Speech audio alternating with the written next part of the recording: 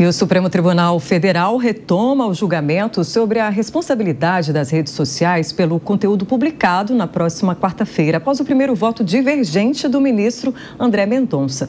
Luiz Fernando Prado, advogado de Direito Digital, é o convidado do Jornal da Manhã de hoje para falar sobre esse assunto. Bom dia para você, obrigada por aceitar a participação aqui no nosso jornal. Bom dia, eu que agradeço. Bom dia a todos os nossos ouvintes. Como é que você vê essa discussão? Necessária, obviamente, né? Mas muito tem se falado em liberdade de expressão, censura. Como é que você vê toda essa discussão relacionada aí às redes sociais e a forma como tanto o usuário como as plataformas precisam se posicionar diante delas? Esse é um tema muito interessante, né? Porque a discussão deveria ser eminentemente técnica e, de uns tempos para cá, ela se tornou uma discussão mais ideológica e política. Mas, do ponto de vista técnico, estritamente técnico, é um julgamento que preocupa, sim, porque a gente tem hoje o Marco Civil da Internet em vigor no Brasil. O Marco Civil da Internet, do ponto de vista de direito digital, é uma legislação considerada modelo mundo afora, muito pelo como ela foi construída, né? Com uma participação social muito grande, com uma participação multissetorial. E o artigo em questão aqui, né, o artigo 19, ele é a pedra fundamental do Marco Civil da Internet, né? E ele está lá justamente para garantir mais liberdade de expressão. Houve, à época do Marco Civil da Internet, uma ponderação de direitos fundamentais e constitucionais e priorizou-se liberdade de expressão justamente temendo que eventual excesso de responsabilização dos intermediários, né, ou seja, das plataformas, poderia fazer que elas, com medo de responsabilização pelo conteúdo dos usuários, acabassem adotando um filtro mais rigoroso, acabassem punindo ou restringindo o conteúdo antes e perguntando depois, né? Então, hoje, mais de 10 anos depois do Marco Civil da Internet, a gente retoma essa discussão que já estava praticamente pacificada quando o Marco Civil foi editado e entrou em vigor. E a gente tem que, de novo, sopesar esses direitos, de novo ponderar esses direitos com, sim, chance da gente ter uma internet diferente daqui para frente, a depender do julgamento do Supremo Tribunal Federal. A discussão, segundo o STF, seria baseada no cometimento de crimes como racismo, até mesmo incitação à pedofilia, episódios de golpes. Só que essas narrativas vão sendo geradas. E também, como o senhor bem enfatizou, né, existe já uma regulamentação, uma lei por parte do Congresso. Até mesmo uma crise institucional que pode ser criada por conta dessa situação do julgamento no Supremo Tribunal Federal? Exatamente, né? E o STF, esse julgamento, ele não comporta a participação social que deveria ter no Congresso, né? Quando a gente discutir eventual atualização ou eventual nova regulamentação envolvendo plataformas digitais, né? Muito se comenta que a internet não pode ser terra sem lei, e não é terra sem lei. A gente tem o Marco Civil da Internet, a Constituição Federal não mudou desde que o Marco Civil da Internet entrou em vigor, né? Então, chama atenção essa alegação de inconstitucionalidade de um dispositivo do Marco Civil que está lá justamente para, numa ponderação de direitos, priorizar, sim, liberdade de expressão, né? Então, me parece muito claro que esse é um debate que caberia muito melhor no Congresso do que no STF, e até um fato curioso, né? A gente teve 4 votos até agora dos ministros do STF nesse caso, e são 4 votos diferentes em termos de conteúdo, né? Do que deve ou não ser liberado, de até onde vai o dever das plataformas. Isso mostra que a questão é complexa, polêmica, técnica, mas também política e social, e deveria talvez estar sendo discutida no Congresso, que comporta muito mais esse debate do que o próprio STF. Professor, aqui conosco também a Cássio Mirana, a Ana Beatriz Richa. Cássio, sua pergunta. Professor, bom dia. Fato é que a necessidade da discussão sobre essa regulamentação, não à toa nós temos hoje essa queda de braço entre poderes no Brasil. Mas olhando lá para fora, existem países que fizeram esta regulamentação e foram bem-sucedidos, ou existem países que fizeram essa regulamentação e o resultado não tem sido tão bom? Eu gostaria que você falasse sobre a possibilidade de nós bebermos de alguma fonte externa.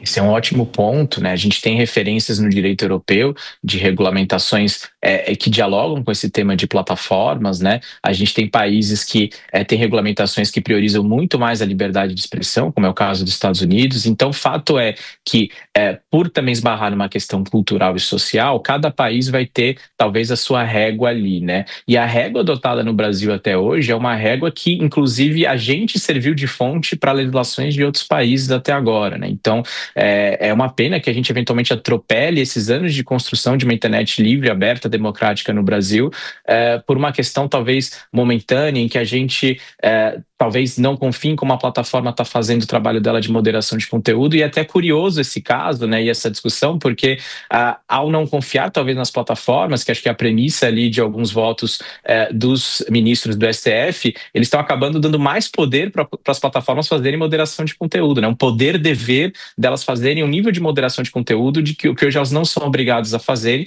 justamente porque o Marco Civil da Internet preferiu que o judiciário fizesse essa ponderação de direitos do que as plataformas, né? Hoje a gente tem plataformas que a gente conhece, que a gente usa, que a gente talvez confie na moderação, mas amanhã pode vir outra plataforma de outros países, de outras culturas, que vão fazer a gente lembrar por que o artigo 19 do Marco Civil está lá, né? É muito uma discussão de ponderação, sim, de direitos, e também tem uma falsa premissa aí, né, que a gente até observa em outros países, de que, se a gente mudar a regulamentação, a gente vai ter um nível menor de judicialização.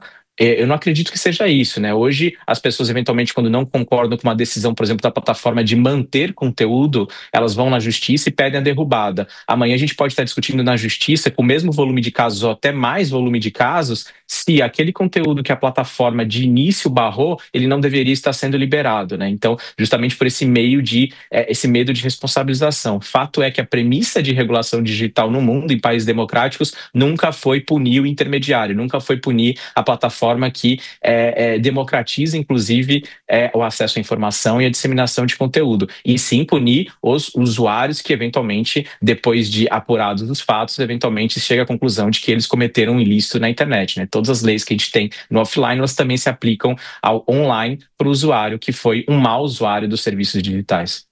Sem dúvida. Agora eu vou também trazer para a nossa conversa a Ana Beatriz Hirsch.